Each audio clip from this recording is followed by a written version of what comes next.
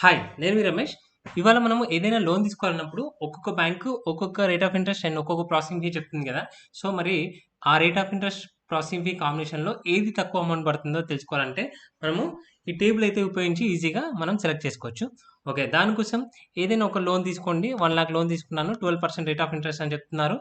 12 tenure అనుకోండి. 12 months అనుకోండి. Processing fee 2% అని చెప్పారనుకోండి. సో, మనము ఇవన్నీ ఇన్‌పుట్స్ కదా! సో, ఇప్పుడు మనము కాలిక్యులేట్ చేద్దాం. అవి ఎంత ఈఎంఐ ఎంత పడుతుందో. సో, ఈఎంఐ కాలిక్యులేషన్ పీఎంటీ అనే ఫంక్షన్ యూజ్ చేసి rate of interest by 12 comma number of payments అంటే 12 మంత్స్ పేమెంట్ చేస్తాం కాబట్టి 12 కామా ప్రెజెంట్ వాల్యూ వచ్చేసి 1,00,000 ఓకేనా? సో, ఈ విధంగా మనం ఈఎంఐ కాలిక్యులేట్ చేసుకోవచ్చు. దాని తర్వాత టోటల్ అమౌంట్ అంటే ఈఎంఐ ఇంటూ ఏదైతే 12 మంత్స్ ఉందో అది టెన్యూర్ ఉందో టెన్యూర్ ఇవ్వాలి. సో, అప్పుడు మనకి టోటల్ అమౌంట్ వచ్చేసింది. టోటల్ అమౌంట్ మనం పే చేసేది మైనస్ తీసుకున్న అమౌంట్ అంటే మనకి టోటల్ ఇంట్రెస్ట్ ఎంత వస్తుంది. సో, మళ్ళీ ప్రాసెసింగ్ ఫీ కూడా యాడ్ చేస్తారు కదా! ప్రాసెసింగ్ ఫీ వచ్చేసి మనం తీసుకున్న దానిపైన 2% అని చెప్తారనుకోండి. సో, ఇది ఇంటూ ప్రాసెసింగ్ ఫీ 2% ఓకేనా? సో, ఇవి 2 కలిపితే మనకి ఎక్స్‌ట్రా పేయబుల్ ఓకేనా? టోటల్ ఎక్స్‌ట్రా పేయబుల్ వచ్చేసి టోటల్ ఇంట్రెస్ట్ ప్లస్ ఈ ప్రాసెసింగ్ ఫీ ఓకేనా? సో, ఇప్పుడు మనకి ఇలా ఉన్నప్పుడు ఇంత ఎక్స్‌ట్రా ఫీ అవుతుంది. ఒక్కొక్కరు 11% ఇస్తానంటారు. దాని ప్రాసెసింగ్ ఫీ ఒకటి చెప్తారు కదా!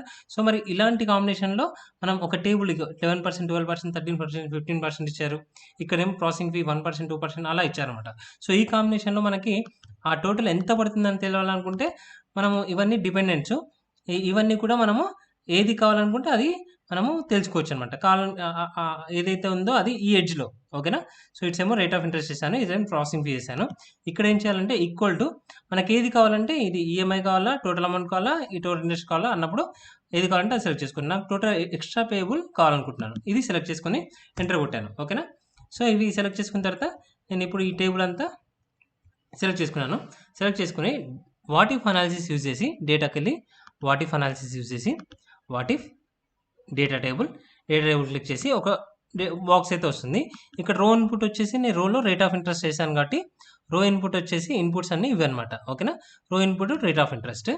కాలమ్ ఇన్పుట్ కాలమ్‌లో ఏమేసాను ప్రాసెసింగ్ ఫీ ఏసాను. ఓకేనా? కాలమ్‌లో ప్రాసెసింగ్ ఫీ ఏసాను. ఒకవేళ మనం ఈ టెన్యూర్ గానీ లోన్ అమౌంట్ గానీ కూడా తీసుకుంటే తీసుకోవచ్చు. బట్ నేను ఇప్పుడు ఇవి వేసాను కాబట్టి వీటిని బేస్ చేసుకొని మన వాల్యూస్ అయితే వస్తాయి. ఓకే క్లిక్ చేయగానే నాకు ఇక్కడ చూడండి అన్ని వాల్యూస్ కూడా వచ్చేసాయన్నమాట. ఓకేనా? సో, ఈ విధంగా మనము ఈ డేటా టేబుల్‌లో ఏది తక్కువ పడితే అమౌంట్ పడితే 12% రేట్ ఆఫ్ ఇంట్రెస్ట్, 1.5% వద్ద 8,669 సో, అన్నిటికన్నా తక్కువ అయితే ఇప్పుడు 7058 కదా! సో, 7058, 7558 సో, ఈ విధంగా మనం ఏది తక్కువ పడుతుంది, ఏ ప్రాసెసింగ్ ఫీలో, ఏ రేట్ ఆఫ్ ఇంట్రెస్ట్‌లో ఏది తక్కువ పడుతుందని చెప్పేసి మనం ఈజీగా కనుక్కోవచ్చనమాట. ఓకేనా? అప్పుడు మనం అది సెలెక్ట్ చేసుకోవచ్చు ఈజీగా. Thank you.